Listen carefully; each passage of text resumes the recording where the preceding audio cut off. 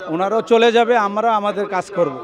তা আশা করি ওনারা ওনাদের ইচ্ছা মতোই চলে গেছে, এমন না যে ভয়ে গেছে বা ওনাদেরকে খেদানো হয়েছে এরকম না। ওনার নিয়ম আছে, আমাদের 2 সপ্তাহ, ওনাদের 4 সপ্তাহ, এটা আগে একটা নিয়ম হয়েছে, এইভাবে চলতেছে।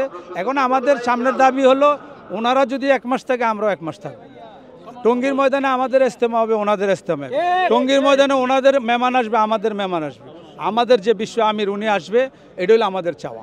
যদি আমাদের ভাগ হওয়ার পর থেকে কিন্তু 2 পর্বে ইজতেমা হয়ে আসেন। তারাও প্রথম ইজতেমা করতো, আমরা দ্বিতীয় ইজতেমা করতাম। এভাবে করে কিন্তু দীর্ঘ 6 বছর ধরে ইজতেমা চলে আসতেছে। তো আগে যেভাবে হয়েছে এখনো ওইভাবে হবে।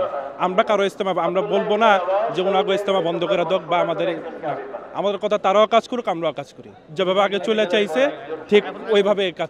ইজতেমার মাঠ এবং ইজতেমা প্রথম ধাপে আমাদের করতে দিতে হবে এবং আমাদের হযরতজি মাওলানা সাদ সাহেব দামাত বরকাতুহুম সারা দুনিয়ার বিশ্ব তাবলীগের বিশ্ব আমির হযরত মাওলানা সাদ সাহেবকে বাংলাদেশ ইজতেমা আসতে দিতে হবে।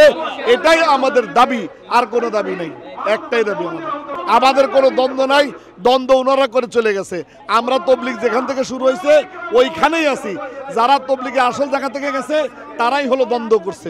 কাজ করতে সমস্ত মুসলমান যেন এক হয়ে যায়, এটা আমাদের বড়দের চাওয়া।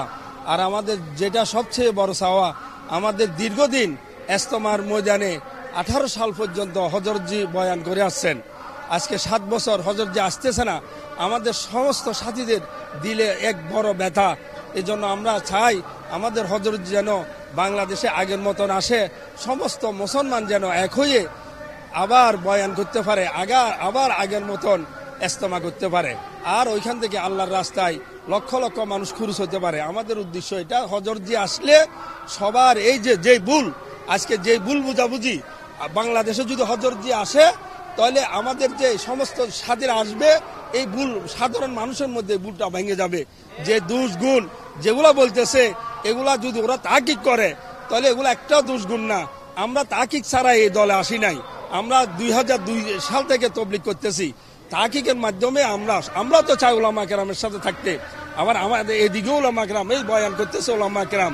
তাহলে আমরা চাই এক হয়ে এই যে ভুল বুঝাবুঝি যাচাই করে তাহকিক করে নিজামুদ্দিনে যাক, ওইখানে যাই তাহকিক করুক হযরতজির কি দোষ গুণ আছে কিনা। এগুলা তাহকিক ছাড়া কিছু লোক এগুলা করতেছে, আর উদ্দেশ্য কি জানি না।